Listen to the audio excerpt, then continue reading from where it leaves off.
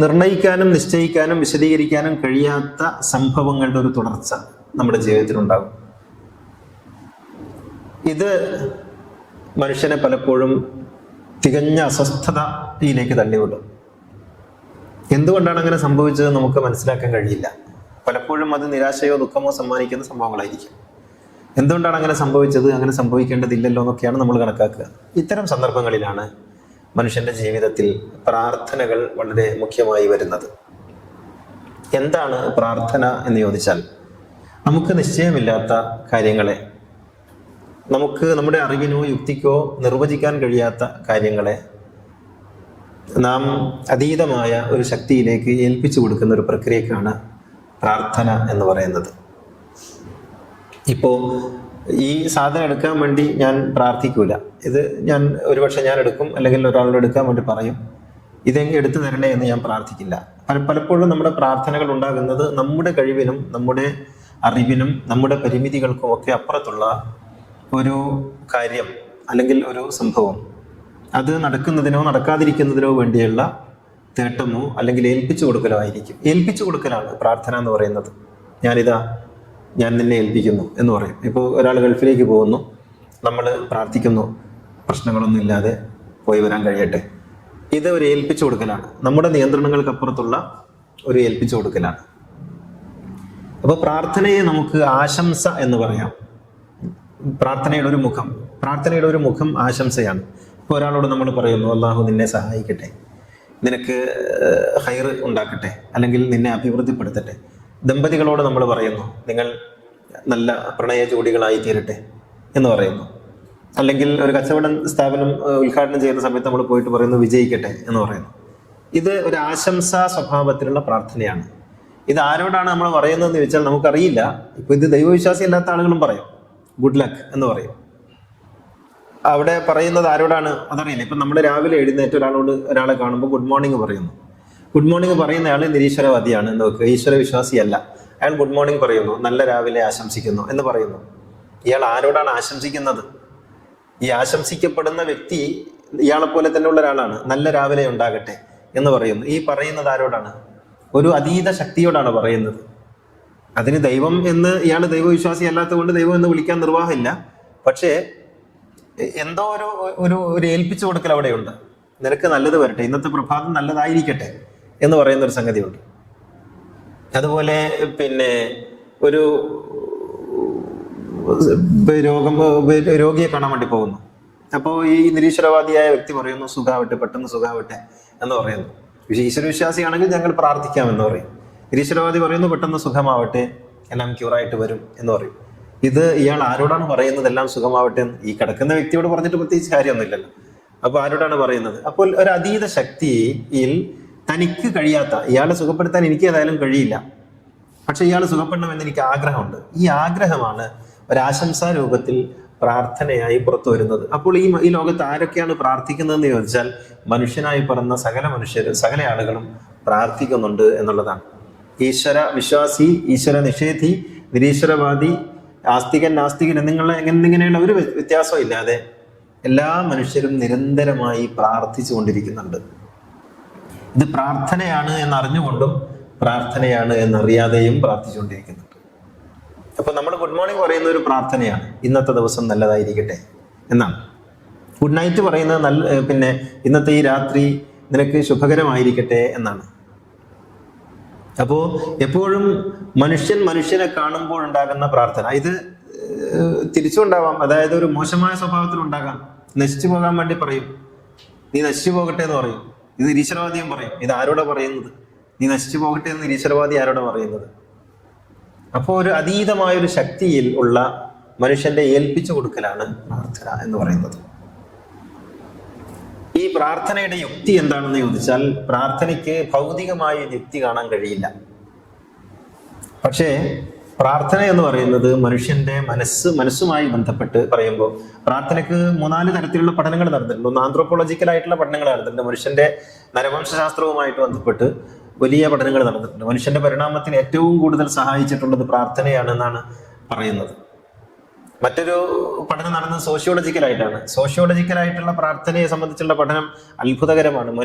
മനുഷ്യനെ മനുഷ്യർ തമ്മിൽ പരസ്പരം ചേർന്ന് നിൽക്കുന്നതിന് പ്രാർത്ഥന വലിയ സഹായകമായിട്ടുണ്ടെന്നാണ് സോഷ്യോളജിക്കലായിട്ടുള്ള പഠനങ്ങളിൽ ഒക്കെ പറയുന്നത്. മൂന്നാമത്തത് സൈക്കോളജിക്കലാണ്. സൈക്കോളജിക്കലായിട്ടുള്ള പഠനങ്ങൾ പ്രാർത്ഥനയ്ക്ക് വലിയ പ്രാധാന്യം നൽകുന്നുണ്ട്. മനുഷ്യന്റെ സ്ട്രെസ് കുറക്കാൻ, അതുപോലെ ഉത്കണ്ഠ കുറക്കാൻ, ആങ്സൈറ്റി കുറക്കാനൊക്കെ പ്രാർത്ഥന വലിയ സഹായകമാകുന്നുണ്ട് എന്ന് സൈക്കോളജിക്കലായിട്ടുള്ള പഠനം പ്രാർത്ഥനയുമായി ബന്ധപ്പെട്ട മേഖലയിൽ എഴുതി വച്ചിട്ടുണ്ട്. അപ്പോൾ മനുഷ്യന്റെ സാമൂഹ്യ വശത്തിലൂടെ നോക്കിയാലും മാനസികമായ വശത്തിലൂടെ നോക്കിയാലും നരവംശപരമായ സാധ്യതകളിലൂടെ നോക്കിയാലും എല്ലാം പ്രാർത്ഥന വലിയ സഹായം ആയിട്ട് മനുഷ്യനിൽ പ്രവർത്തിച്ചിട്ടുണ്ട് എന്നുള്ളതാണ്.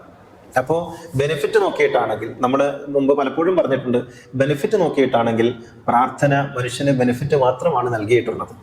നിരന്തരമായി മനുഷ്യനെ മുന്നോട്ട് നയിക്കുന്ന ഒരു ചാലക ശക്തിയായിട്ടാണ് പ്രാർത്ഥന മാറിയിട്ടുള്ളത്. ഈശ്വര വിശ്വാസികളും ഈശ്വര നിഷേധികളും ഒരുപോലെ ഉപയോഗപ്പെടുത്തുന്ന ഒരു ടൂളാണ് പ്രാർത്ഥന എന്ന് പറയുന്നത്. ഖുർആൻ പറയുന്നുണ്ട്, നിങ്ങൾ പ്രസക്തമാകുമായിരുന്നില്ല നിങ്ങളുടെ പ്രാർത്ഥന ഉണ്ടായിരുന്നില്ലെങ്കിൽ. അപ്പോൾ മനുഷ്യൻ പ്രസക്തമായി തീരുന്നത് തന്നെ പ്രാർത്ഥന ആണ്. പ്രതീക്ഷയുടെ മറ്റൊരു പേരാണ് പ്രാർത്ഥന എന്ന് പറയുന്നത്. ഇപ്പൊ ഞാൻ അടുത്ത നിമിഷം ഞാനൊരു കച്ചവടം തുടങ്ങുന്നു. ഈ കച്ചവടം തുടങ്ങുമ്പോൾ എനിക്കറിയില്ല ഇതെന്താവും എന്നുള്ളത്. പക്ഷേ ഞാൻ ആഗ്രഹിക്കുന്നു, ഞാൻ പ്രതീക്ഷിക്കുന്നു ഇത് വിജയിക്കണം എന്നുള്ളത്. ആ പ്രതീക്ഷയ്ക്കാണ് മറ്റൊരു തരത്തിൽ പ്രാർത്ഥന എന്ന് പറയുന്നത്. ഇത് വിജയിക്കണേ എന്ന എൻ്റെ ഉള്ളിലുള്ള ഉത്കടമായ ആഗ്രഹമാണ് പ്രാർത്ഥനയായി തീരുന്നത്. അപ്പോൾ പ്രാർത്ഥനയ്ക്ക് നമുക്ക് ഇങ്ങനെ നിർവചനം പറയാം: മനുഷ്യന്റെ ഉള്ളിലുള്ള അടക്കാനാവാത്ത ഉത്കടമായ, തടുത്തു നിർത്താൻ കഴിയാത്ത ആഗ്രഹങ്ങളെയാണ് പ്രാർത്ഥന എന്ന് പറയുന്നത്. അത് നമ്മളിപ്പോ ലോ ഓഫ് അട്രാക്ഷൻ എന്ന് പറയുന്നതോ അല്ലെങ്കിൽ മറ്റേതെങ്കിലും തരത്തിൽ നമ്മുടെ പുതിയ ആധുനിക മനഃശാസ്ത്ര സങ്കേതങ്ങൾ ഉപയോഗിച്ച് വിശദീകരിക്കുന്നതോ ആയിട്ടുള്ള കാര്യങ്ങൾ ഒക്കെ വെച്ച് നോക്കിയാൽ ഈ പ്രതീക്ഷകളും പ്രാർത്ഥനകളും പ്രതീക്ഷകളും ആഗ്രഹങ്ങളും പ്രാർത്ഥനകളായി തീരുന്നു എന്ന് കാണാം. നിരന്തരമായി ഏതൊന്ന് ഒരാൾ ആഗ്രഹിക്കുന്നുവോ അത് സംഭവിക്കും എന്ന് പറയുന്ന ഒരു തത്വമുണ്ടല്ലോ. അതാണല്ലോ ലോ ഓഫ് അട്രാക്ഷൻ എന്ന് പറയുന്നത്. അത് പൗലോ കൊയ്ലോ അദ്ദേഹത്തിന്റെ നോവലിൽ എഴുതിയിട്ടുള്ളത്, നിങ്ങൾ നിരന്തരമായൊരു സംഗതി ആഗ്രഹിക്കുമ്പോൾ നിങ്ങൾക്ക് വേണ്ടി അത് നടപ്പിലാക്കി തരുന്നതിന് വേണ്ടി പ്രകൃതി ഗൂഢാലോചന നടത്തുന്നു എന്നാണ്. ആ ഗൂഢാലോചനയാണ് പ്രാർത്ഥനയുടെ ഫലം, റിസൾട്ട് എന്ന് പറയുന്നത്. പ്രാർത്ഥനയുടെ റിസൾട്ടിനെ കുറിച്ച് നമുക്ക് ഇതിന്റെ രണ്ടാം ഭാഗത്തിൽ പറയാം. ഞാൻ ഇതിന്റെ ആദ്യ ഭാഗം ഒന്ന് പറഞ്ഞു കഴിഞ്ഞതിന് ശേഷം. അപ്പോ നമ്മുടെ ആഗ്രഹങ്ങൾ, ഈ ആഗ്രഹങ്ങൾക്ക് ശബ്ദരൂപം ഉണ്ടാകണമെന്നില്ല കേട്ടോ പ്രാർത്ഥനയ്ക്ക്. പ്രാർത്ഥന എന്ന് പറയുന്നത് ശാബ്ദികമാകണം, വോക്കലാകണം എന്ന് യാതൊരു നിർബന്ധവും ഇല്ല. അത് വെർബലാകണം എന്ന് യാതൊരു നിർബന്ധവും ഇല്ല. നമ്മൾക്ക് പ്രാർത്ഥന എന്ന് പറയുന്നത് വെർബലാണ്, അത് വോക്കലാണ്. അങ്ങനെ വെർബലാവുക, ശാബ്ദികമാവുക എന്നുള്ളത് ഒരിക്കലും പ്രാർത്ഥനയ്ക്ക് അനിവാര്യമായ ഒരു സംഗതിയേ അല്ല. പ്രാർത്ഥനയിൽ പലതും മൗനമായിട്ടാണ് പ്രാർത്ഥനകൾ നടക്കുന്നത്. അതിൻ്റെ ഒരു ചെറിയ ഭാഗം മാത്രമാണ് ശാബ്ദികമായിട്ടുള്ള പ്രാർത്ഥന എന്ന് പറയുന്നത്. അപ്പോൾ നമ്മൾ കഠിനമായ ആഗ്രഹം, ആ ആഗ്രഹം നമ്മുടെ ഉള്ളിൽ നിന്ന് പ്രാർത്ഥനകളായി നിരന്തരം ഉയർന്നുകൊണ്ടിരിക്കുന്നുണ്ട്. ഈ ശാബ്ദികമായ പ്രാർത്ഥന എന്ന് പറയുന്നത് ഭാഷയൊക്കെ രൂപപ്പെട്ടു വന്നതിന് ശേഷം ഉള്ള ഒരു സംഗതിയാണല്ലോ. ഭാഷ രൂപപ്പെട്ടത് മനുഷ്യന്റെ യാത്രയിൽ ഏറ്റവും ഒടുവിലത്തെ ഒരു 10,000 വർഷം ആണ് ഈ ഭാഷ എന്ന് പറയുന്ന സംഗതി ഉള്ളത്. അതിനു മുമ്പ് മനുഷ്യൻ നിശബ്ദമായിട്ടാണ്, അല്ലെങ്കിൽ ആംഗ്യത്തിലൂടെയൊക്കെയാണ് ആശയങ്ങൾ കൈമാറിയിട്ടുള്ളത്, മറ്റു ജീവജാലങ്ങളെ പോലെ. അപ്പോൾ അവിടെയൊക്കെ പ്രാർത്ഥനകളുണ്ട്. ഒരു ജീവിയും പ്രാർത്ഥിക്കാതെ ഇല്ല. എല്ലാ ജീവികളും നിരന്തരമായി പ്രാർത്ഥിച്ചു കൊണ്ടിരിക്കുന്നുണ്ട്. പക്ഷെ അവിടെ ഒന്നും പ്രാർത്ഥനയ്ക്ക് ഒരു വോയിസിന്റെ അല്ലെങ്കിൽ ഒരു ഭാഷയുടെ അകമ്പടിയില്ല. അപ്പൊ ഭാഷയുടെ അകമ്പടിയോടുകൂടി മാത്രമേ പ്രാർത്ഥനകൾ സാധ്യമാകൂ എന്നുള്ളത് നമ്മുടെ ഒരു തെറ്റായ ധാരണയാണ്. പ്രാർത്ഥനയ്ക്ക് ശബ്ദമോ ഭാഷയോ അനിവാര്യമല്ല. അത് ഒരു നോവിന്റെ, ഒരു തേങ്ങലിന്റെ, ഒരു ചിരിയുടെ, ഒരു കൈയുയർത്തലിന്റെ, ഒരു ആശീർവാദത്തിന്റെ ഒക്കെ തലങ്ങളാണ് പ്രാർത്ഥനയ്ക്കുള്ളത്. പലപ്പോഴും ശക്തമായ പ്രാർത്ഥന വാക്കുകളല്ല എന്ന് തന്നെ പറയാം. ശക്തമായ പ്രാർത്ഥന വാക്കുകളല്ല, അത് ഒരു ആംഗ്യത്തിലൂടെ ഉണ്ടാകുന്ന അല്ലെങ്കിൽ ഒരു സൂചനകളിലൂടെ സംഭവിക്കുന്നതാണ്. ഇപ്പോൾ ലോകത്ത് സംഭവിച്ചിട്ടുള്ള വലിയ പ്രാർത്ഥന കാര്യങ്ങളൊക്കെ നമ്മൾ എടുത്തു നോക്കിയാൽ അവിടങ്ങളിലൊന്നും വാക്കുകൾ നമുക്ക് കാണാൻ കഴിയില്ല. അപ്പോൾ വാക്കുകളും പ്രാർത്ഥനകളും ഇത് നമ്മുടെ ഒരു കണ്ടീഷനിങ്ങുമായിട്ട് ബന്ധപ്പെട്ടതാണ്. നമുക്കെപ്പോഴും പ്രാർത്ഥന എന്ന് പറയുന്നത് വാക്കുകൾ ആയിട്ടാണ് നമുക്ക് ശീലം. അതുകൊണ്ട് പലപ്പോഴും പ്രാർത്ഥന എന്ന് പറയുന്നത് നമ്മൾ ഈ വാക്കുകളെ ബന്ധപ്പെടുത്തി മാത്രം മനസ്സിലാക്കിയിട്ടുള്ളതാണ്. യഥാർത്ഥത്തിൽ അങ്ങനെയല്ല എന്നുള്ളതാണ്.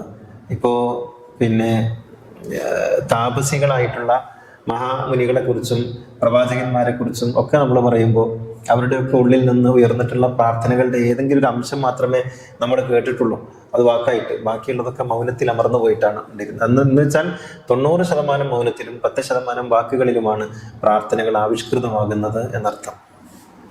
ഇപ്പോ പിന്നെ ഏറ്റവും നല്ല ഒരു ഉദാഹരണം, മൗനമായ പ്രാർത്ഥനയുടെ ഒരു ഉദാഹരണം അയ്യൂബ് നബിയാണ്. അയ്യൂബ് നബിക്ക് രോഗം ബാധിച്ചു, അദ്ദേഹത്തിൻ്റെ സ്വത്തുക്കൾ നഷ്ടപ്പെട്ടു, അദ്ദേഹത്തിൻ്റെ സന്താനങ്ങളൊക്കെ പിന്നെ പലതായി, അദ്ദേഹത്തിന് ഇല്ലാതായി. ഇങ്ങനെ എല്ലാം നഷ്ടപ്പെട്ട ഒരു മഹാപ്രവാചകൻ, മഹാഗുരു, ജ്ഞാനി, വലിയ ധനികൻ ആയിട്ടുള്ള ഒരു മനുഷ്യൻ, അദ്ദേഹത്തിൻ്റെ പിന്നെ രോഗം കലശലാവുകയും അദ്ദേഹത്തിൻ്റെ ഈ സങ്കടത്തിൻ്റെ പുഴ കടലായി മാറുകയും അത് പേമാരിയായി പെയ്തിറങ്ങുകയും ചെയ്തപ്പോൾ ഖുർആൻ അതേക്കുറിച്ച് പറയുന്നത് അദ്ദേഹം ഒന്നും പറഞ്ഞില്ല എന്നാണ്. അദ്ദേഹം ഒന്നും മിണ്ടിയില്ല. അതിനർത്ഥം പ്രാർത്ഥിച്ചില്ല എന്നല്ല, അദ്ദേഹത്തിന്റെ വാക്കുകളായിരുന്നില്ല പ്രാർത്ഥന എന്നാണ്. അവസാനം അദ്ദേഹം ഒരു വാക്ക് പറഞ്ഞതേ ഖുർആൻ പറയുന്നുള്ളൂ, റബ്ബി ഇന്നി മസ്സനി അദ്ദുറു വ അൻത അർഹമുർ റഹീമീൻ. പ്രാർത്ഥനയുടെ, അദ്ദേഹത്തിന്റെ മൗനമായ പ്രാർത്ഥനയുടെ ഇങ്ങേ അറ്റത്ത് ഒരു വാക്ക്, ദൈവമേ എനിക്ക് വല്ലാതെ നോവുന്നല്ലോ എന്ന് മാത്രം പറയുന്ന ഒരു വാക്കായിട്ട് അദ്ദേഹത്തിന്റെ ഇത്രയും കാലത്തെ മൗനങ്ങൾ വഴിഞ്ഞൊഴുകി എന്നാണ് ഖുർആൻ പറയുന്നത്. അപ്പോൾ പ്രാർത്ഥന എന്ന് പറയുന്നത് മനുഷ്യന്റെ ആത്മനൊമ്പരമോ ആത്മവികാരമോ ഉത്കടമായ ആഗ്രഹങ്ങളോ സങ്കടങ്ങളോ ഒക്കെയാണ് യഥാർത്ഥത്തിൽ പ്രാർത്ഥനകളായി തീരുന്നത്. നമ്മുടെ ഉള്ളാലെ ആഗ്രഹിക്കുന്നു എനിക്ക് നന്നാവണം, അത് തന്നെയാണ് പ്രാർത്ഥന. ഇത് നമ്മൾ വാക്കാൽ ചിലതിപ്പോൾ പറയും, ചിലപ്പോൾ പറയില്ല, ഇത്രയേ ഉള്ളൂ. അപ്പോൾ പിന്നെ അതുകൊണ്ടാണ് നമ്മൾ ഈ മനുഷ്യരെ വേദനിപ്പിക്കരുത് എന്നൊക്കെ പറയുമ്പോൾ നമ്മൾ വിചാരിക്കും വേദനിപ്പിച്ചിട്ട് അയാൾ വല്ലതും ശപിച്ചാലേ പിന്നെ അല്ലെങ്കിൽ എന്തെങ്കിലും നമുക്കെതിരെ പറഞ്ഞാലേ അതാവുള്ളൂ. നല്ല ഒരു മനുഷ്യന്റെ ഉള്ളിലുള്ള പലപ്പോഴും ഈ ശബ്ദം നിഷേധിക്കപ്പെട്ട മനുഷ്യരാണ് ലോകത്ത് കൂടുതലായിട്ടുള്ളത്. ശബ്ദിക്കാൻ കഴിയാത്ത നിസ്സഹായരായ മനുഷ്യരാണ് ലോകത്ത് കൂടുതലായിട്ടുള്ളത്. അപ്പൊ അങ്ങനെയുള്ള മനുഷ്യരൊക്കെയും പലപ്പോഴും നമ്മളോട് എന്തെങ്കിലും പറഞ്ഞെന്നിരിക്കണമെന്നില്ല. പ്രത്യേകിച്ച് അധികാരത്തിലുള്ള ആളുകൾ, നമ്മൾ കുറച്ച് മേൽക്കൈയുള്ള ആളുകളാണ് നോക്കുക. പണം കൊണ്ടോ അധികാരം കൊണ്ടോ പദവി കൊണ്ടോ അറിവ് കൊണ്ടോ ഒക്കെ നമ്മൾ അല്പം മേൽക്കൈയുള്ള ആളാണ് നോക്കുക. നമ്മുടെ താഴെയുള്ള ഒരാളോടാണ് നമ്മൾ അനീതി ചെയ്യുന്നതെങ്കിൽ അയാൾക്ക് നമ്മളോടൊന്നും പറയാൻ കഴിഞ്ഞോളണമെന്നില്ല. കാരണം ആ പറയാൻ കഴിയാത്ത അവസ്ഥയിലാണ് അയാൾ ഉണ്ടാവുക. അപ്പോൾ അയാളുടെ ഉള്ളിൽ നിന്നുള്ള ഒരു തേങ്ങലായിരിക്കും നമുക്കെതിരെയുള്ള പ്രാർത്ഥനയായിട്ട് അള്ളാഹുവിലേക്ക് ഉയർന്നു പോവുക. അപ്പോൾ വാക്കുകൾ വേണം എന്ന് എവിടെയില്ല. നന്നായിട്ടാണെങ്കിലും മോശമായിട്ടാണെങ്കിലും വാക്കുകൾ ഉണ്ടാവണമെന്നില്ല. മറിച്ച് ഉള്ളിലുള്ള ഒരു വികാരത്തിന്റെ പേരാണ് പലപ്പോഴും പ്രാർത്ഥന എന്ന് ഖുർആനിൽ നിന്നും മറ്റു വേദങ്ങളിൽ നിന്നൊക്കെ നമുക്ക് മനസ്സിലാക്കാൻ കഴിയും. അപ്പോൾ പിന്നെ നമ്മൾ പരിഗണനാർഹരായിത്തീരുന്നത് എന്ന് വെച്ചാൽ ഈ ലോകത്ത് നമ്മളെ മുന്നോട്ട് കൊണ്ടുപോകുന്ന ഒരു ചാലക ശക്തിയായി മാറുന്നത് ആണ് പ്രാർത്ഥന. അപ്പൊ ഈ പ്രാർത്ഥന എങ്ങനെയാണ് നമ്മുടെ ഡെസ്റ്റിനിയെ നിശ്ചയിക്കുന്നത്, നമ്മുടെ വിധിയെ നിശ്ചയിക്കുന്നത് എന്നാണ്. യഥാർത്ഥത്തിൽ വിധി എന്ന ഒന്നില്ല എന്ന് നമ്മൾ കഴിഞ്ഞ ദിവസം പറഞ്ഞു. വിധി എന്ന ഒന്നില്ല, മറിച്ച് നാം നമ്മുടെ ഭാഗധേയം നിർണ്ണയിക്കുകയാണ് ചെയ്യുന്നത്. നമ്മുടെ ഭാഗധേയം നിർണ്ണയിക്കുന്നതിൽ നമ്മുടെ ആഗ്രഹങ്ങളും പ്രതീക്ഷകളും വലിയ സ്ഥാനം അതിനുണ്ട്. അപ്പൊ നമ്മുടെ ആഗ്രഹങ്ങളാണ് പ്രാർത്ഥനകളായി തീരുന്നത് എന്ന് വരുമ്പോൾ നമ്മുടെ ഡെസ്റ്റിനി അല്ലെങ്കിൽ നമ്മുടെ വിധി അല്ലെങ്കിൽ നമ്മുടെ ഭാഗധേയം ആ പ്രാർത്ഥനകളിലൂടെ കൂടി സംഭവിക്കും. അപ്പോൾ എനിക്ക് അപകടങ്ങളൊന്നും ഉണ്ടാകരുത് എന്ന് ഞാൻ ആഗ്രഹിക്കുന്നത് പിന്നെ തന്നെയാണ് എനിക്ക് അപകടങ്ങളൊന്നും ഉണ്ടാകാതിരിക്കാൻ എന്നെ ജാഗ്രതപ്പെടുത്തുന്നത് എന്ന് നമുക്ക് കാണാൻ കഴിയും. അപ്പോൾ പിന്നെ അതുകൊണ്ട് പ്രാർത്ഥനയെക്കുറിച്ച് നമുക്ക് മറ്റൊരു തരത്തിൽ കൂടി പറയാം. പ്രാർത്ഥന എന്ന് പറയുന്നത് മനുഷ്യൻ അവനോട് തന്നെ ഉള്ള നിർദ്ദേശങ്ങളാണ്, സെൽഫ് സജഷൻസ് ആണ് എന്ന് പറയാം. ഞാൻ എന്നോട് തന്നെ, ഇപ്പോൾ അതിന് ഏറ്റവും നല്ല ഉദാഹരണമാണ് റബ്ബ് റഹംഹുമാ കമാ റബ്ബയാനി സഗീറ. എൻ്റെ മാതാപിതാക്കളോട് നീ കരുണ ചെയ്യണം, എന്നോട് അവർ കരുണ ചെയ്തതുപോലെ. ഇതെന്ത് പ്രാർത്ഥനയാണ്? പ്രാർത്ഥന എന്ന് പറഞ്ഞാൽ ആവശ്യപ്പെടലാണ്. അതിന് പിന്നെ ഇപ്പുറത്തൊരു നിർദ്ദേശം വെക്കൽ കൂടിയില്ല പ്രാർത്ഥനക്ക്. പക്ഷേ ഖുർആനിൽ ഇങ്ങനെ ഒരു കാര്യം കാണാം നമുക്ക്, എൻ്റെ മാതാപിതാക്കളോട് നീ കരുണ കാണിക്കണമേ, ഇത് പ്രാർത്ഥനയാണ്. അതിന്റെ തൊട്ടിപ്പുറത്ത് കമാ റബ്ബയാനി സഗീറ, അവരെന്നോട് കരുണ കാണിച്ചതുപോലെ ഞാൻ നിസ്സഹായനായിരിക്കുന്ന സമയത്ത്. ഇത് ഒരു പ്രാർത്ഥനയാവാൻ പാടില്ല, ഇതൊരു പ്രാർത്ഥനയല്ല. പ്രാർത്ഥന എന്ന് പറഞ്ഞാൽ ഇങ്ങനെയായി തീരുമാറാകണേ എന്നുള്ളതാണ്. അങ്ങനെ അതിൻ്റെ ഇപ്പുറത്ത് ഒരു പടച്ചോനെ പഠിപ്പിക്കുന്ന ഒരു ടിപ്പണി ചേർക്കേണ്ടതില്ല. പക്ഷെ അവിടെ പടച്ചോനെ പഠിപ്പിക്കുന്ന ഒരു ടിപ്പണി ചേർത്തിട്ടാണ് ഖുർആൻ നമ്മളോട് പറയുന്നത്. അതെന്തിനാണ്? ഇവിടെയാണ് പ്രാർത്ഥന എന്ന് പറയുന്നത് നിങ്ങൾ അള്ളാഹുവിനോടുള്ള തേടൽ മാത്രമല്ല, മറിച്ച് അത് നിങ്ങളെ തന്നെ ഉള്ള ഒരു ഉണർത്തൽ കൂടിയാണ് എന്നുള്ള ഒരു കാര്യം അവിടെ ഉണ്ടായിത്തീരുന്നത്. നിങ്ങളോട് തന്നെ ഉണർത്തുന്നതാണ് പ്രാർത്ഥന. സെൽഫ് സജഷനാണ്, ഓട്ടോ സജഷനാണ്. അപ്പൊ ഞാൻ എൻ്റെ മാതാപിതാക്കളോട് നന്മയുള്ളവനാകണം. എന്തിന്? അവർ നിസ്സഹായനായ അവസ്ഥയിൽ എന്നെ ഒഴിവാക്കാൻ അവർക്ക് സാധിക്കുമായിരുന്നു, എന്നെ കൊന്നുകളയാൻ സാധിക്കുമായിരുന്നു, എന്നെ രക്ഷിക്കാതിരിക്കാൻ അവർക്ക് കഴിയുമായിരുന്നു. ഞാൻ വല്ലാതെ അവരെ ബുദ്ധിമുട്ടിച്ചിട്ടുണ്ട്. അങ്ങനെയൊക്കെയുള്ള ഘട്ടങ്ങളിലും അവരെന്നെ കാത്തു പോന്നു. അവരുടെ സുഖങ്ങളും ദുഃഖങ്ങളും ഒക്കെ ഉപേക്ഷിച്ച് അവർ എന്നെ കാത്തു പോന്നു. അതുകൊണ്ട് എനിക്ക് അവരോടുള്ള കടപ്പാട് നിശ്ചയിക്കാൻ കഴിയാത്തതാണ്. അതുകൊണ്ട് എൻ്റെ മാതാപിതാക്കളോട് കരുണ ചെയ്യേണ്ടത് അവിടുന്ന് അല്ലാഹുവല്ല, കരുണ ചെയ്യാൻ എനിക്ക് ഉദവി നൽകാനാണ് അവരോട് ഞാൻ പറയുന്നത്. ഇതാണ്. അപ്പൊ എൻ്റെ മാതാപിതാക്കളോട് കരുണ കാണിക്കണമേ എന്ന് ഞാൻ പറയുന്നത് എൻ്റെ മാതാപിതാക്കളോട് കരുണ കാണിക്കാനുള്ള തൗഫീഖ് എനിക്ക് നൽകണമേ എന്നാണ്. അപ്പോൾ ഞാനാണ് അവിടെ ഉത്തരവാദി. അപ്പോൾ പ്രാർത്ഥന റെസ്പോൺസിബിലിറ്റി നൽകുന്ന, ഓരോ മനുഷ്യനെയും റെസ്പോൺസിബിൾ പേഴ്സൺ ആക്കുന്ന ഒരു ഉപാധി കൂടിയാണ്. ഞാനാണ് ഈ പ്രാർത്ഥനയുടെ ഉത്തരത്തിൽ നിറഞ്ഞു നിൽക്കുന്ന ഉത്തരവാദി ഞാനാണ് എന്ന ഒരു ബോധത്തിലേക്കാണ് പ്രാർത്ഥന നമ്മെ ഉണർത്തുന്നത്. അപ്പോൾ അല്ലാഹുവേ, ഈ വാഹനം അപകടമില്ലാതെ അപ്പുറത്തെത്തിക്കണേ എന്ന് പറയുമ്പോൾ അപകടം കൂടാതെ ഓടിക്കാനുള്ള, അതിനെ ഡ്രൈവ് ചെയ്യാനുള്ള ബാധ്യത ഈ വാഹനം ഡ്രൈവ് ചെയ്യുന്ന എനിക്കുണ്ട്. അല്ലാഹുവേ, ഞങ്ങളുടെ ദാമ്പത്യത്തെ നീ പ്രശാന്തമാക്കി തരണമേ എന്ന് പറയുമ്പോൾ ദാമ്പത്യം പ്രശാന്തമാക്കാനുള്ള ഒരു ഉത്തരവാദിത്വം പ്രാർത്ഥിക്കുന്ന എനിക്കുണ്ട്. എൻ്റെ മക്കളെ നന്നാക്കണമേ എന്ന് ഞാൻ പ്രാർത്ഥിക്കുമ്പോൾ മക്കൾക്ക് നല്ലത് മാത്രം കാഴ്ചവെക്കുന്ന ഒരു രക്ഷിതാവാകാനുള്ള ഉത്തരവാദിത്വം എനിക്കുണ്ട്. അപ്പോ എനിക്ക് രോഗം തരരുത് എന്ന് പറയുമ്പോൾ രോഗം വരാതിരിക്കാനുള്ള കാര്യങ്ങൾ ശ്രദ്ധിക്കാനുള്ള ഉത്തരവാദിത്വം എനിക്കുണ്ട്. അപ്പോ ഓരോ പ്രാർത്ഥനയും അവനവനെ ഉത്തരവാദിത്വ ബോധത്തിലേക്ക് നയിക്കുന്ന ഒരു വലിയ ഘടകമായി തീരുന്നു. അപ്പോ പ്രാർത്ഥന ഏൽപ്പിച്ചു പോക്ക് മാത്രമല്ല, പ്രാർത്ഥന സ്വയം ഏറ്റെടുക്കൽ കൂടിയാണ് എന്നാണ്. നമ്മൾ കാര്യങ്ങളെ ഏറ്റെടുക്കുന്നതിൻ്റെ കൂടി പേരാണ് പ്രാർത്ഥന എന്ന് പറയുന്നത്. അപ്പൊ ഞാൻ പ്രാർത്ഥിച്ചിട്ട് മാറി നിൽക്കാൻ എനിക്ക് കഴിയില്ല. അതാണ് ഒരു അധ്യാത്മ രംഗത്ത് ഇസ്ലാം മുന്നോട്ട് വെക്കുന്ന ഏറ്റവും വലിയ വിപ്ലവം എന്ന് പറയുന്നത് പ്രാർത്ഥന എന്നാൽ പ്രവർത്തനമാണ് എന്നുള്ള ഒരു വലിയ സന്ദേശമാണ്. പ്രാർത്ഥന പ്രവർത്തനമാണ്. നിങ്ങൾക്ക് പ്രാർത്ഥിച്ചിട്ട് മാറി നിൽക്കാൻ കഴിയില്ല. ആ പ്രാർത്ഥിച്ചത് സഫലമാകാനുള്ള പ്രവൃത്തികളിൽ നിങ്ങൾ ഏർപ്പെടുക കൂടി ചെയ്യണം എന്നുള്ളതാണ്. അത് ഞാൻ മുമ്പ് തവക്കുലിനെ കുറിച്ച് പറഞ്ഞപ്പോൾ ഇബ്രാഹിം നബി അദ്ദേഹത്തിന്റെ കഥ പറഞ്ഞല്ലോ. നീ എന്തിനാണ് അന്ധനും മുടന്തനുമായ പക്ഷിയായി തീരുന്നത്? നിനക്ക് എന്തുകൊണ്ട് മറ്റേ പക്ഷിയായിക്കൂടാ? അപ്പോൾ മറ്റേ പക്ഷിയാകലാണ് പ്രാർത്ഥനയുടെ ഫലം എന്ന് പറയുന്നത്. ആ പറന്നു വന്ന് ഈ പക്ഷിക്ക് അന്നം കൊടുക്കുന്ന, പറന്നു വന്ന ആ സജീവമായ ചൈതന്യമുള്ള മറ്റേ പക്ഷിയായി തീരാനാണ് ആഗ്രഹിക്കേണ്ടത്. അല്ലാതെ ചൈതന്യം നഷ്ടപ്പെട്ടു പോയി മുടന്തനും അന്ധനുമായ പക്ഷിയായി മാറുകയല്ല വേണ്ടത് എന്ന ഒരു പാഠമാണ്. അപ്പോ അതുകൊണ്ടാണ് പ്രവാചകൻ പറഞ്ഞത്, തവക്കൽ, നീ ഒട്ടകത്ത് കെട്ട് എന്നിട്ട് നീ തവക്കുൽ ചെയ്യ്. തവക്കുൽ എന്ന് പറയുന്നത് പ്രാർത്ഥനയുടെ മറ്റൊരു പേരാണ്. അപ്പോ നമ്മൾ ചെയ്യേണ്ട താൻ പാതി ദൈവം പാതി, പ്രാർത്ഥനയുടെ ഏറ്റവും നല്ലൊരു നിർവചനമാണത്. നിങ്ങൾ പ്രാർത്ഥിക്കുന്നുവെങ്കിൽ നിങ്ങളുടെ പാതി പൂർത്തീകരിച്ചിട്ട് വേണം ദൈവത്തോട് പറയാൻ. അങ്ങനെ പറയുമ്പോഴേ പ്രാർത്ഥന സഫലമാവുകയുള്ളൂ.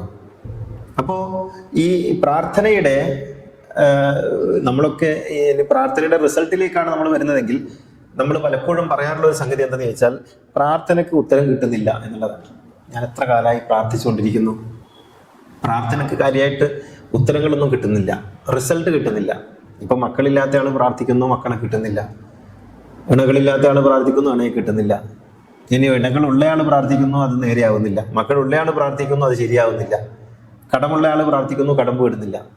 അപ്പോൾ പ്രാർത്ഥനക്കൊന്നും വലിയ ഉത്തരവൊന്നും കിട്ടുന്നില്ല എന്നുള്ളതാണ് ഇവിടെ വിഷയം. നിങ്ങൾ പ്രാർത്ഥിക്കുന്നത് ഏത് തലത്തിൽ നിന്നുകൊണ്ടാണ് എന്നുള്ളത് പ്രധാനപ്പെട്ട ഒരു സംഗതിയാണ്. നിങ്ങളുടെ പ്രാർത്ഥനയും അതിൻ്റെ റിസൾട്ടും നിങ്ങൾ ഇപ്പോൾ തന്നെ നിശ്ചയിച്ചു വെച്ചിട്ടുണ്ടോ? അതല്ല പ്രാർത്ഥന മാത്രമാണ്, റിസൾട്ട് ദൈവത്തിന് കൊടുക്കുന്നുണ്ടോ എന്നുള്ളതാണ്. അപ്പൊ നമ്മൾ പലപ്പോഴും പ്രാർത്ഥിക്കുന്നത് റിസൾട്ടും കൂടി നമ്മൾ നിശ്ചയിച്ചിട്ടാണ് പ്രാർത്ഥിക്കുന്നത്. അതുകൊണ്ട് നമ്മൾ ഉദ്ദേശിച്ച റിസൾട്ട് കിട്ടാനാണ് നമ്മൾ ആഗ്രഹിക്കുന്നത്. അപ്പൊ ദൈവത്തിനൊരു പങ്കുമില്ല. ദൈവം എന്ന് പറയുന്നത് നമ്മൾ പറയുന്ന ഒരാവശ്യം നിറവേറ്റി തരുന്ന ഒരു ഏജൻസി മാത്രമാണ്. നമ്മളെ സംബന്ധിച്ചിടത്തോളം നമ്മൾ പറയുന്ന ഒരാവശ്യം നിർവഹിച്ചു തരുന്ന ഒരു ഏജൻസി. അപ്പൊ അള്ളാഹു എനിക്ക് ഇന്നത് വേണം, അപ്പൊ പുള്ളി ചെയ്യേണ്ടത് ആ നിങ്ങൾ ചോദിച്ച കാര്യം തരിക എന്നുള്ളതാണ്. അപ്പൊ ദൈവത്തിന് എന്താണ് റോളെന്ന് ചോദിച്ചാൽ, നിങ്ങൾ ചോദിച്ച കാര്യം എടുത്തു തരുന്ന ഒരു ഏജൻസിയാണ് പുള്ളി. എന്ന് വെച്ചാൽ ഒരു ഷോപ്പിലെ സെയിൽസ്മാനെ പോലെയാണ്. നിങ്ങളൊരു കാര്യം ചോദിക്കുന്നു, അയാൾ എടുത്തു തരുന്നു.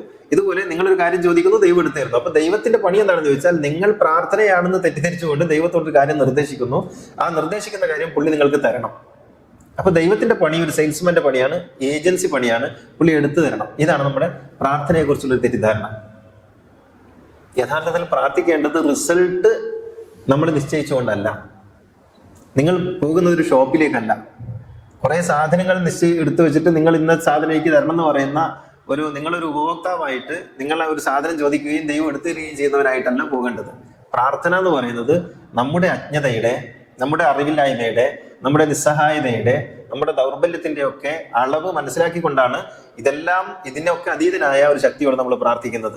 നമ്മൾ പ്രാർത്ഥിക്കേണ്ടത്, പഠിച്ചോനെ എനിക്ക് ഇന്നൊരു പ്രശ്നമുണ്ട്, ഇതിന്റെ പരിഹാരം എന്താണെന്ന് എനിക്ക് നിശ്ചയമില്ല, അതുകൊണ്ട് പരിഹാരം നീ ഉദ്ദേശിച്ച വിധത്തിൽ തരണം.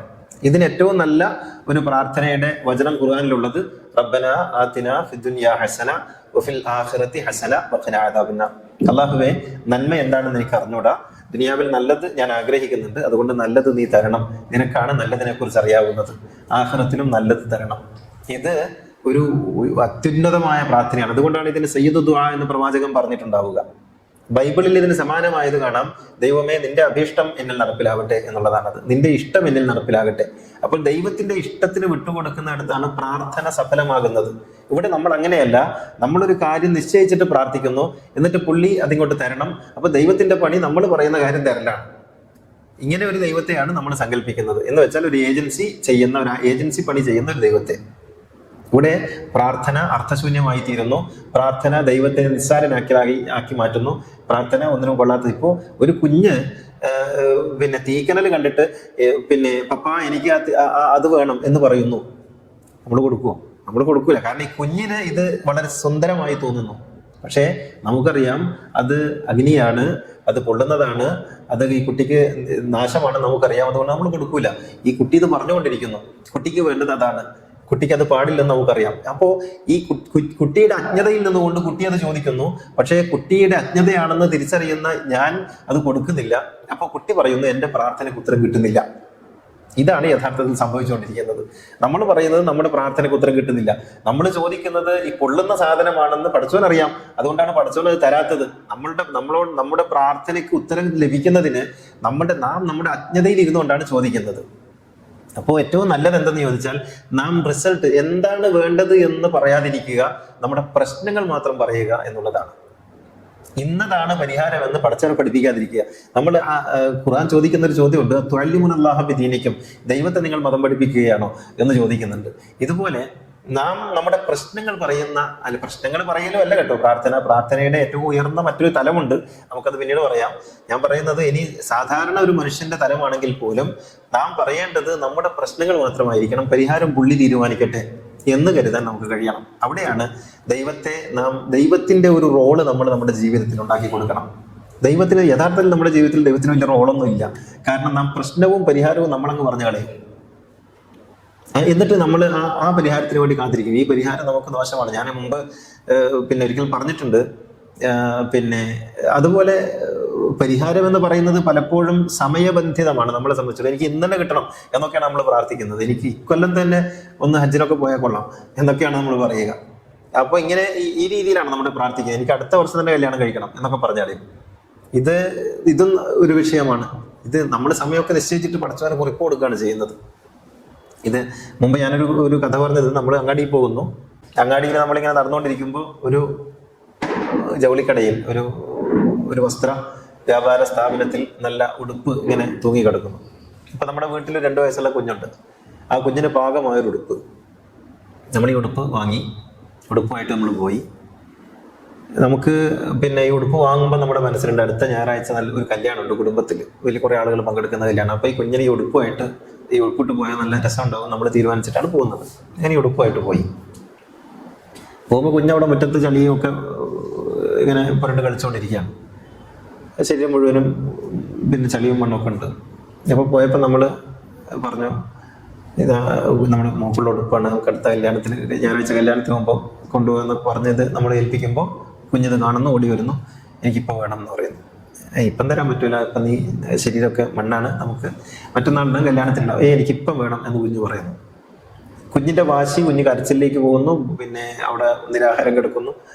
പക്ഷേ ഇതൊരു കാരണവശാലും ഇട്ട് കൊടുക്കാൻ പറ്റില്ല. കാരണം ശരീരത്തിലുള്ള ചെറിയ മണ്ണൊക്കെ ഈ കുപ്പായത്തിലേക്കാവും. ഈ കുപ്പായം ഉപയോഗിക്കാൻ പറ്റില്ല. നമ്മളിത് മാറ്റി വെക്കുന്നു. നമ്മൾ മാറ്റി വെക്കുന്നത് കുഞ്ഞിന് ഇത് ഏറ്റവും അനുയോജ്യമായത് അടുത്ത ഞായറാഴ്ചയാണ് എന്നറിയാവുന്നതുകൊണ്ടാണ്. പക്ഷെ കുട്ടി പറയുന്നത് എനിക്ക് ഇപ്പം വേണം. കുട്ടി വീണ്ടും വീണ്ടും നിലവിളിക്കും, എന്നോട് ഇഷ്ടമില്ലാത്തത് കൊണ്ട് എൻ്റെ പാപ്പ എനിക്ക് തരുന്നില്ല എന്ന് പറയും. പക്ഷെ നമ്മൾ കുട്ടിയോടുള്ള ഇഷ്ടം കൊണ്ട് നമ്മളിത് മാറ്റി വെക്കും. അപ്പൊ അടുത്ത ഞായറാഴ്ചയാണ് കുട്ടിക്ക് ഇത് വേണ്ടത് എന്ന് നന്നായിട്ട് അറിയാവുന്ന നമ്മൾ കുട്ടിയെ ഇപ്പൊ തൽക്കാലം കരഞ്ഞാലും കുഴപ്പമില്ല എന്ന് നമ്മൾ വിചാരിക്കുന്നു. ഇതുപോലെയാണ് നമ്മുടെ ഞായറാഴ്ച എപ്പോഴാണെന്ന് പഠിച്ചവനറിയാം. പക്ഷെ നമ്മുടെ ഈ കുഞ്ഞിനെ പോലെ ഇപ്പോഴേ കരഞ്ഞുകൊണ്ടിരിക്കും, എനിക്ക് ഇപ്പം വേണമെന്ന് കരഞ്ഞുകൊണ്ടിരിക്കും. ഈ ഒരു പ്രശ്നം എന്ന് വെച്ചാൽ ഇവിടെയൊക്കെ ഉള്ളത് നമ്മുടെ അജ്ഞത. അജ്ഞത എന്ന് പറയുന്നത് അറിവില്ലായ്മ എന്ന അർത്ഥത്തിൽ മാത്രമല്ല, നമ്മുടെ പരിമിതി, നമ്മുടെ കാലത്തെ സംബന്ധിച്ചുള്ള നമ്മുടെ വീക്ഷണങ്ങളുടെ പരിമിതി, അറിവിന്റെ പരിമിതി ഒക്കെ നമ്മുടെ പ്രാർത്ഥനകളെ ബാധിക്കുന്നുണ്ട്. അപ്പോ പ്രാർത്ഥനയിൽ നമ്മൾ സ്വീകരിക്കേണ്ടുന്ന ഒരു നിലപാട് എന്തെന്ന് വെച്ചാൽ, ഈ പടച്ചോൻ എന്ന് പറഞ്ഞാൽ നമ്മളെക്കാളും കുറച്ച് കൂടുതൽ അറിവുള്ള ഒരാളാണ് എന്തെങ്കിലും നമുക്ക് വിചാരിക്കാൻ കഴിയണം. നമ്മളെക്കാളൊക്കെ അല്പം കുറച്ച് മേലുള്ള ഒരാളാണ്. അതുകൊണ്ട് മൂപ്പർക്ക് കുറച്ചൊക്കെ റോൾ എൻ്റെ ജീവിതത്തിൽ ഉണ്ട്, ഞാൻ തന്നെ അങ്ങ് നിശ്ചയിച്ച് കളയരുത് എന്നെങ്കിലും വിചാരിച്ചിട്ട് വേണം പ്രാർത്ഥിക്കാൻ. അല്ലാതെ ദൈവത്തിന് ഒരു റോളും ഇല്ലാതെ നമ്മൾ പറയുന്നത് എടുത്തു തരുന്ന ഒരു സെയിൽസ്മാനായി ദൈവത്തെ സങ്കല്പിച്ചുകൊണ്ട് നമ്മൾ പ്രാർത്ഥിക്കുമ്പോൾ നമ്മുടെ പ്രാർത്ഥന വെറും വാക്കുകളായി തീരുകയും അത് ദൈവത്തിന് ഒരു റോളും ഇല്ലാത്ത ഘടകമായി മാറുകയും ചെയ്യുന്നു എന്നുള്ളതാണ്. അതോടൊപ്പം പ്രാർത്ഥനയിൽ നമ്മൾ പാലിക്കേണ്ടുന്ന വളരെ പ്രധാനപ്പെട്ട മറ്റൊരു കാര്യം എന്ന് പറയുന്നത്, ഈ പ്രാർത്ഥനയ്ക്ക് അനുഗുണമായ വിധത്തിൽ ആയിരിക്കണം നമ്മുടെ പ്രവൃത്തികൾ എന്നുള്ളതാണ്. അപ്പോൾ ഞാൻ പ്രാർത്ഥിക്കുന്നു, ഒരു കാര്യം പ്രാർത്ഥിക്കുന്നു, ഈ പ്രാർത്ഥിക്കുന്നതിന് അനുഗുണമായി ഞാൻ പ്രവർത്തിക്കുമ്പോഴല്ലേ പടച്ചവനെ നമ്മളെ സഹായിക്കാൻ പറ്റുള്ളൂ. ഇപ്പൊ സാധാരണ എപ്പോഴും എല്ലാവരും പറയുന്ന ഒരു ഉദാഹരണം തന്നെ നമുക്കിതിന് പറയാം. ഞാൻ തിരുവനന്തപുരത്തേക്കുള്ള ബസ്സിൽ കയറി ഇരുന്നിട്ട് എന്നെ നീ തലശ്ശേരി എത്തിക്കണേ എന്ന് കോഴിക്കോട് നിന്ന് പ്രാർത്ഥിച്ചാൽ എങ്ങനെയാണ് സാധിക്കുക? തിരുവനന്തപുരത്തേക്കുള്ള ബസ് പോകുന്നത് തെക്കോട്ടാണ്, തലശ്ശേരി വടക്കാണ്. അപ്പോൾ തിരുവനന്തപുരത്തേക്കുള്ള ബസ്സിൽ കയറിയിട്ട് പടച്ചോനെ എന്നെ നീ തലശ്ശേരി എത്തിക്കണേ എന്ന് പ്രാർത്ഥിച്ചാൽ അത് പടച്ചോന് സാധിക്കുന്ന സംഗതിയല്ലല്ലോ. അല്ലെങ്കിൽ പടച്ചോൻ സാധിക്കണമെങ്കിൽ ഈ ബസ് എവിടെയെങ്കിലും മറിക്കുകയോ മറ്റോ ചെയ്യേണ്ടി വരുമല്ലോ. അപ്പോൾ പ്രാർത്ഥന എന്ന് പറയുന്നത് നമ്മുടെ പ്രവർത്തനങ്ങൾ നമ്മുടെ പ്രാർത്ഥനയ്ക്ക് അനുഗുണമാകണം. അത് ആ പ്രാർത്ഥനയുടെ സാഫല്യത്തിന് ചേരുന്ന വിധത്തിലായിരിക്കണം നമ്മുടെ നീക്കങ്ങൾ ഉണ്ടാകേണ്ടത്. അപ്പോഴേ പ്രാർത്ഥന സഫലമാവുകയുള്ളൂ. പ്രാർത്ഥന ഒരു അത്ഭുതമല്ല, പ്രാർത്ഥന ഒരു മാജിക് അല്ല, മറിച്ച് പ്രാർത്ഥന നമ്മെ ഉശിരും ഉണർവും ഉന്മേഷവും നൽകുന്ന, ഉത്തേജനം നൽകുന്ന ഒരു ഘടകമായി ഉള്ളിൽ പ്രവർത്തിക്കുന്നതാണ് എന്നാണ് നമ്മൾ മനസ്സിലാക്കേണ്ടത്. അപ്പോൾ നമ്മുടെ പ്രവർത്തനങ്ങളും പ്രാർത്ഥനയും വിരുദ്ധ സ്വഭാവത്തിലുള്ളതാകരുത്. ഇതോടൊപ്പം നമ്മൾ മനസ്സിലാക്കേണ്ടുന്ന മറ്റൊരു സംഗതി, നമ്മുടെ പ്രാർത്ഥന നമുക്ക് മാത്രം ഗുണകരമായതായാൽ പോരാ, സമൂഹത്തിന് കൂടി ഗുണകരമാകണം. അവനവൻ ആത്മസുഖത്തിനാചരിക്കുന്നവ അപരന്നം സുഖത്തിനായി വരേണം എന്ന് ഗുരു പറയുന്നത്, മറ്റൊരർത്ഥത്തിൽ ഗുരു പറയുന്നത്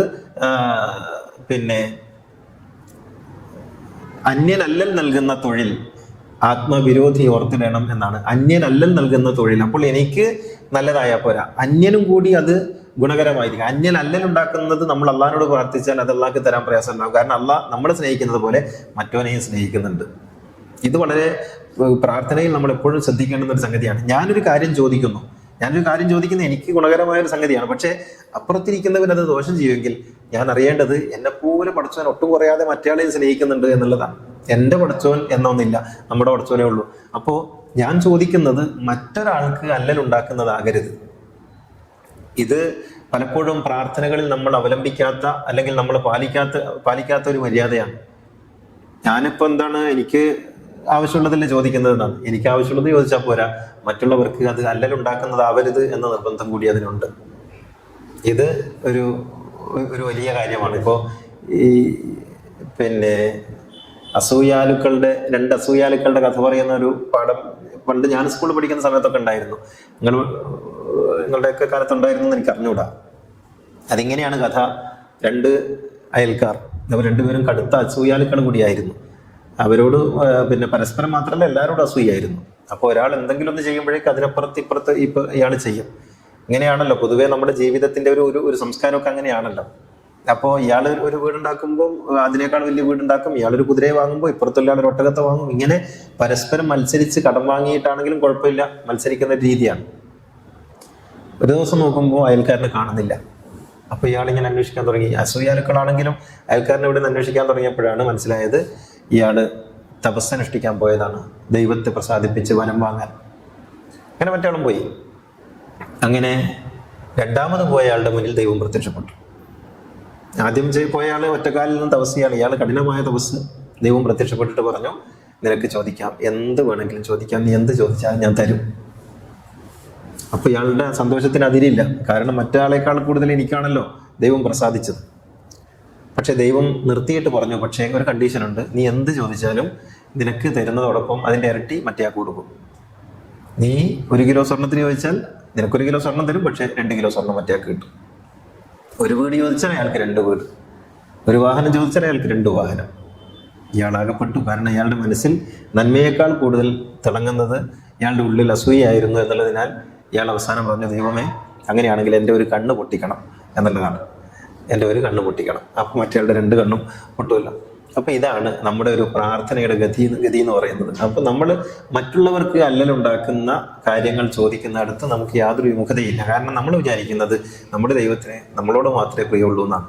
അതുകൊണ്ട് നമ്മളെപ്പോഴും, അതുകൊണ്ടാണ് അല്ലാഹു മഅഇസൽ ഇസ്ലാം വൽ മുസ്ലിമീൻ വഅദില്ല ശർക വൽ മുശ്രിക്കീൻ എന്നൊക്കെ നമ്മൾ പ്രാർത്ഥിക്കുന്നത്, അല്ലേ? നമ്മൾ ആ പ്രാർത്ഥനയൊക്കെ നിങ്ങൾ ശ്രദ്ധിച്ചിട്ടുണ്ടോന്ന് അറിയില്ല. ആ പ്രാർത്ഥന അല്ലാഹുമ്മ ദമ്മിർ അഅദാഅനാ വഅഅദാഅക വഅഅദാഅ അദ്ദീൻ, അല്ലാഹുവേ ഈ ഞങ്ങളുടെ ശത്രുക്കളെ നീ നശിപ്പിക്കണമേ. അല്ലാഹുമ്മ യത്തിം അത്ഫാലഹും, അവരുടെ കുട്ടികളെ നീ അനാഥരാക്കണമേ. വഹരിക് ബുയൂതഹും, അവരുടെ വീടുകൾ നീ അഗ്നിക്കിരയാക്കണമേ.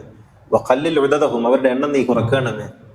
വൻസിനിൽ അദാബ് അലൈഹിം, അവരുടെ മേൽ നീ ശിക്ഷ ഇറക്കണമേ. ഇതൊക്കെ മസ്ജിദുൽ ഹറാമിൽ വെച്ച് സുദൈസിനെ പോലുള്ള ഇമാമുമാർ കരഞ്ഞ് പ്രാർത്ഥിക്കുകയും അതിനേക്കാൾ ഒച്ചത്തിൽ കരഞ്ഞിട്ട് നമ്മൾ ആമീൻ പറയുകയും ചെയ്യുന്ന പ്രാർത്ഥനകളാണ് ഇതൊക്കെ. അപ്പോൾ നമ്മുടെ പ്രാർത്ഥനകൾ എന്താണെന്ന് നമ്മൾ അറിയണം. അല്ലാഹുവേ ക്രിസ്ത്യാനികളെ നീ നശിപ്പിക്കണമേ, യഹൂദരെ നീ നശിപ്പിക്കണമേ. എത്ര നല്ല ആളുകൾ ആ കൂട്ടത്തിലുണ്ടെന്ന് ഖുർആൻ പറയുന്നുണ്ട്. അപ്പോൾ ഇവിടെയൊക്കെ നമ്മൾ പ്രാർത്ഥന എന്താണെന്ന് അറിയാത്തത് കൊണ്ടുള്ളൊരു പ്രശ്നമാണ്. നിങ്ങൾ 1000 കൊല്ലം കരഞ്ഞ് തപിച്ച് പ്രാർത്ഥിച്ചാലും പടച്ചോൻ കേൾക്കില്ല. കാരണം നിങ്ങളെപ്പോലെ പടച്ചോൻ അവരെയും സ്നേഹിക്കുന്നുണ്ട്. പടച്ചോന്റെ സൃഷ്ടികളാണ് അവർ. അപ്പോ ഇവിടെ അള്ളാഹുവിനെ കുറിച്ചുള്ളൊരു സങ്കല്പത്തിന്റെ പ്രശ്നം കൂടിയുണ്ട്. പടച്ചോൻ ആരാണെന്ന് തിരിച്ചറിയാത്തൊരു പ്രശ്നം ഈ പ്രാർത്ഥനകളിലൊക്കെ ഉള്ളടങ്ങിയിട്ടുണ്ട്. അള്ളാഹു കാരുണ്യവാനാണെന്നും സകലരെയും ഒരുപോലെ സ്നേഹിക്കുന്നവനാണെന്നും ഒരുപോലെ ചേർത്ത് പിടിക്കുന്നവനാണെന്നും ആരും കരയുന്നത് പടച്ചോൻ ഇഷ്ടമല്ലെന്നും ആരുടെയും കണ്ണീര് കാണാൻ അവൻ ആഗ്രഹിക്കുന്നില്ലെന്നും എല്ലാവരും സന്തോഷത്തോടെ കഴിയണമെന്നാണ് അവന്റെ ആഗ്രഹമെന്നും അറിയുമ്പോഴേ നമ്മുടെ പ്രാർത്ഥന എങ്ങനെയാവണം എന്നുള്ള അതിന്റെ പ്രാർത്ഥനയ്ക്കൊരു ഡിസൈൻ ഉണ്ടാകണ്ടേ. ഞാൻ പറയുന്നത് നമ്മുടെ പ്രാർത്ഥനകളുടെ വിശുദ്ധി എന്ന് പറയുന്നത് ഈ പ്രവാചകന്റെ ഒരു പ്രാർത്ഥനയുണ്ട്. ഞാൻ പലപ്പോഴും പറഞ്ഞിട്ടുള്ളതാണ്. പ്രവാചകന്റെ ഒരു പ്രാർത്ഥന എങ്ങനെയാണ്? രാത്രി എപ്പോഴും കിടക്കാൻ നേരത്ത് അദ്ദേഹം തൻ്റെ വായിൽ കാലുനീട്ടി ഇരുന്നിട്ട് പറയുന്നൊരു പ്രാർത്ഥന, അല്ലാഹുവേ നീ സാക്ഷി, മനുഷ്യരെല്ലാവരും ഒരു സഹോദരങ്ങളാണ്. ആരെക്കാളും താഴെയോ മേലെയോ അല്ല, മനുഷ്യ സമൂഹം മുഴുവനും സഹോദരങ്ങളാണ് എന്നതിന് ഞാനിതാ സാക്ഷ്യം വഹിക്കുന്നു. നീയും സാക്ഷ്യപ്പെടുത്തേണമേ. 2 മനുഷ്യർ തമ്മിൽ അകലാനോ പിണങ്ങാനോ കാരണമായിട്ടുള്ള ഒന്നും എന്നിൽ നിന്നുണ്ടായിട്ടില്ല എന്ന് ഞാൻ ഉറപ്പിച്ചു പറയുന്നു എന്ന് പറഞ്ഞിട്ടല്ലാതെ മുഹമ്മദ് നബി ഉറങ്ങിയിരുന്നില്ല എന്നുള്ളതാണ്. ഇതാണ് പ്രാർത്ഥന എന്ന് പറയുന്നത്. അല്ലാഹുമ്മ അൻതസ്സലാം വമിൻകസ്സലാം വഇലൈക അർജിഉസ്സലാം. ഓം ശാന്തി ശാന്തി ശാന്തി. അത്യുന്നതങ്ങളിൽ ദൈവത്തിന് മഹത്വം, ഭൂമിയിൽ സന്മനസ്സുള്ളവർക്ക് സമാധാനം. ഇതാണ് പ്രാർത്ഥനയുടെ ഏറ്റവും ഉന്നതമായ രൂപം എന്ന് പറയുന്നത്. ഗുരു പറയുന്നുണ്ട്, ഗുരുവിന്റെ പ്രാർത്ഥന ഒരുപക്ഷെ നമ്മളെയൊക്കെ ചിന്തിപ്പിക്കേണ്ട പ്രാർത്ഥനയാണ്. ആ പ്രാർത്ഥനയുടെ അവസാനം ഗുരു പറയുന്നുണ്ട്, അകവും പുറവും തിങ്ങും മഹിമാവാർന്ന നിൻ പദം പുകഴ്ത്തുന്നു ഞങ്ങൾ അങ്ങ് ഭഗവാനെ. ജയിക്കുക മഹാദേവ ദീനാവന പരായണ, ജയിക്കുക ചിദാനന്ദ ദയാസിന്ധോ, ജയിക്കുക ആഴമേറും നിൻ മഹസ്സാം ആഴിയിൽ ഞങ്ങളാകവേ, ആഴണം വാഴണം നിത്യം വാഴണം വാഴണം സുഖം എന്ന് ഗുരു പറയും. അവിടെ ഭഗവാനെ ജയിക്കുക, അല്ലാഹുവേ നീ ജയിക്കണം, നീയാണ് ജയിക്കേണ്ടത്, നീയാണ് എല്ലാറ്റിനും മേലെ നിൽക്കേണ്ടത്. അല്ലാഹു അക്ബർ എന്ന് പറയുന്ന വാക്കിന്റെ അർത്ഥം അതാണ്. നീയാണ് ജയിക്കേണ്ടത്. അകവും പുറവും തിങ്ങും മഹിമാവാർന്ന നിൻ പദം പുകഴ്ത്തുന്നു ഞങ്ങൾ അങ്ങ് ഭഗവാനെ. ജയിക്കുക. അങ്ങനെ അള്ളാഹുവിനെ ജയിപ്പിക്കാൻ വേണ്ടിയാണ് പ്രാർത്ഥിക്കേണ്ടത്. അവിടെ ജയപരാജയം എന്ന് പറഞ്ഞാൽ നമ്മുടെ ഈ ഇവിടെയുള്ള ജയപരാജയമല്ല, മറിച്ച് ലോകത്തിന്റെ ഏറ്റവും ഉയർന്നു നിൽക്കുന്ന ഒരു നാമമായി, ഏറ്റവും പുകഴ്ത്തപ്പെടുന്ന ഒരു അസ്തിത്വമായി നീ എൻ്റെ ഉള്ളിൽ ഉണ്ടായിരിക്കണമെന്നാണ് പറയുന്നത്. ഇതാകുമ്പോൾ അങ്ങനെയാണ് പ്രാർത്ഥിക്കേണ്ടത്. അനുകമ്പാദശകത്തിൽ ഗുരു പറയുന്നുണ്ട്, ഒരു വീട എറുമ്പിനും വരുത്തരുതെന്നുള്ള അനുകമ്പയും സദാ കരുണാകര നൽകുള്ളിൽ നിൻ തിരുമൈ വിട്ടകലാതെ ചിന്തയും എന്ന് ഗുരു പറയുന്നുണ്ട്. അപ്പോ പിന്നെ നമ്മളുടെ ഈ എല്ലാ വസ്തുക്കളോടും കരുണ കാണിക്കാനുള്ള, ഒരു ഉറുമ്പിനോട് പോലും കരുണ കാണിക്കാനുള്ള ഒരു മനസ്സ് എനിക്ക് നൽകണമെന്നാണ് പ്രാർത്ഥിക്കുന്നത്. നീ എപ്പോഴും നിൻ തിരുമൈ വിട്ടകലാതെ ചിന്തയും, നിന്നെക്കുറിച്ചുള്ള ചിന്ത എപ്പോഴും എൻ്റെ മനസ്സിലുണ്ടാകുമാറാകണേ എന്നാണ് പ്രാർത്ഥിക്കുന്നത്. അപ്പൊ പ്രാർത്ഥനയുടെ ഏറ്റവും ഉയർന്നൊരു രൂപം അതാണ്. ഇനി അങ്ങനെയൊന്നും അല്ല, നമ്മുടെ വായാരങ്ങൾ പറച്ചിലാണ് പ്രാർത്ഥന എങ്കിൽ പോലും അത് മറ്റൊരാൾക്ക് അല്ലലുണ്ടാകുന്ന വിധത്തിലാകരുത്. അത് നമ്മളുടെ ഇപ്പോ പിന്നെ സാധാരണ നിലക്ക് പറയാറുണ്ട്, ഇപ്പോൾ ഒരാള് കൃഷി ഇറക്കി, ആ കൃഷി ഇറക്കിയിട്ട് അയാൾക്ക് വെള്ളം വേണം, ഇപ്പുറത്ത് പിന്നെ നമ്മൾ മറ്റൊരു സംഗതി, നമുക്ക് വെള്ളം ഉണ്ടാകാൻ പാടില്ല, മഴ പെയ്താൽ നമ്മുടെ പദ്ധതി പൊളിയും, അപ്പുറത്ത് കൃഷി ഇറക്കിയ ആൾക്ക് വെള്ളം ഇല്ലെങ്കിൽ ആ കൃഷി നശിച്ചു പോകും. ഈ രണ്ട് വൈരുദ്ധ്യങ്ങൾക്കിടയിൽ രണ്ടാളും പ്രാർത്ഥിക്കുന്നുണ്ട്, ദൈവമേ എനിക്ക് മഴ വേണം എന്നൊരാളും, ദൈവമേ മഴ നൽകരുതേ എന്നൊരാളും പ്രാർത്ഥിക്കുമ്പോൾ, ഒരേ പള്ളിയിൽ ഒരേ മെഹ്റാബിൽ അപ്പുറം ഇപ്പുറം ഇരുന്നിട്ട് പ്രാർത്ഥിക്കുമ്പോൾ ഇവിടെ ദൈവം ആരുടെ പ്രാർത്ഥനയ്ക്കാണ് ഉത്തരം നൽകുക എന്നുള്ളതാണ്. അപ്പൊ ഇവിടെയൊക്കെ നമ്മൾ ആലോചിക്കേണ്ടുന്ന ഒരു സംഗതി, പടച്ചോന് മനുഷ്യനെ സാകല്യത്തിലാണ് പരിഗണിക്കുക, ടോട്ടാലിറ്റിയിലാണ് പരിഗണിക്കുക, അല്ലാതെ വ്യക്തിതലത്തിൽ മാത്രമല്ല.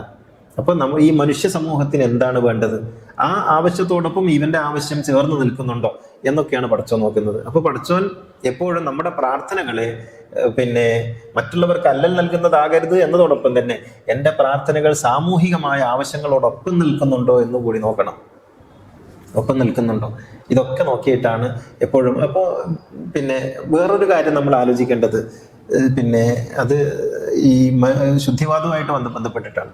ഈ പ്രാർത്ഥനകൾ എപ്പോഴും മനുഷ്യന്റെ പ്രാർത്ഥനകൾ സ്വീകരിക്കപ്പെടുക ഏതെങ്കിലും ഒരു വഴിയിൽ പ്രാർത്ഥിക്കുമ്പോൾ മാത്രമല്ല കേട്ടോ. അപ്പോ ആരുടെയും പ്രാർത്ഥന നിസ്സാരമാക്കി കളയണ്ട, ആരുടെയും പ്രാർത്ഥന നിസ്സാരമാക്കണ്ട. ഇതെല്ലാം ഒരു കേന്ദ്രത്തിലേക്കാണ് എത്തുന്നത്, എല്ലാം ഒരു കേന്ദ്രത്തിലേക്കാണ് എത്തുന്നത്.